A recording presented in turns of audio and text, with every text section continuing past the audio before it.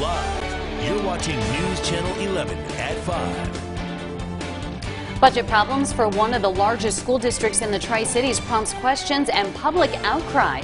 We are asking school and county leaders how this happened and what's being done to fix it.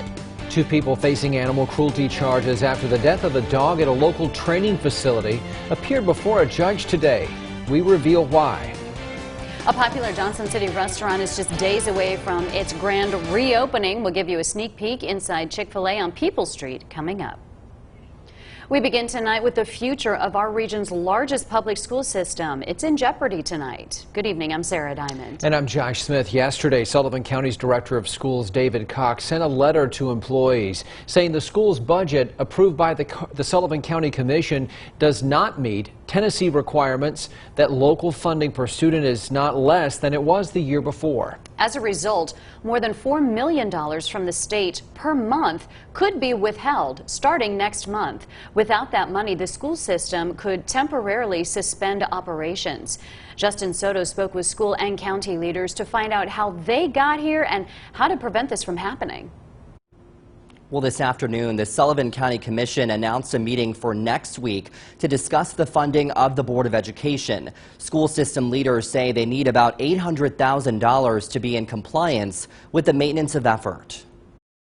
We're largely in uncharted waters. Sullivan County Superintendent Dr. David Cox says they're in an unusual situation that could impact all aspects of the school system. The reason? They're not in compliance with the state's maintenance of effort by about $800,000. The significance of that $800,000 is that's the reimbursement given to the school system for recreation. The money has to do with revenue projections and average daily attendance in the schools and how many students they could lose. This year is no different. We've used 2% for several years running. School Board Chairman Michael Hughes says this time last year they lost 170 students. Now they've lost more than 270, 3% of enrollment. The County Commission funded differently. Our projections is based on a 1% loss, and so we funded the 1% loss. If we had submitted to the 2% reduction in ADA funding, then what would have happened was it would have cost an increased cost to the county and the taxpayers in a tune of about $1.6 million. And that would have probably cost the taxpayers around a 4 or 5 cent tax increase. Hughes says he brought up concerns from the start. The night that they voted, we felt like that we didn't meet maintenance of effort. Dr. Cox hopes for a quick resolution for the more than 9,000 students and 1,500 employees in Sullivan County schools. We are going to work as hard as we can to work through this.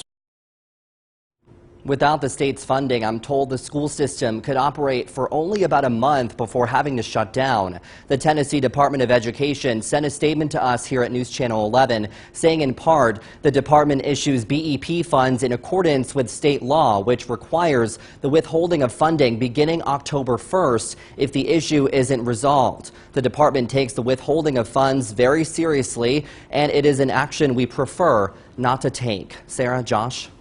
Justin, thank you. Now, less than an hour ago, Sullivan County Mayor Richard Venable sounded off about the school system's budget. He issued a statement saying in part, quote, the Sullivan County Commission acted responsibly and constitutionally in fully funding the school budget at $86 million based on a projected state funding number that follows historical precedent.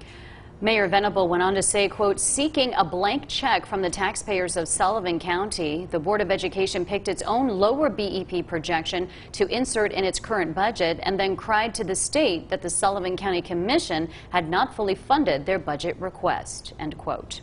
You can read the full statement from Sullivan County's mayor. It's on our website, WJHL.com.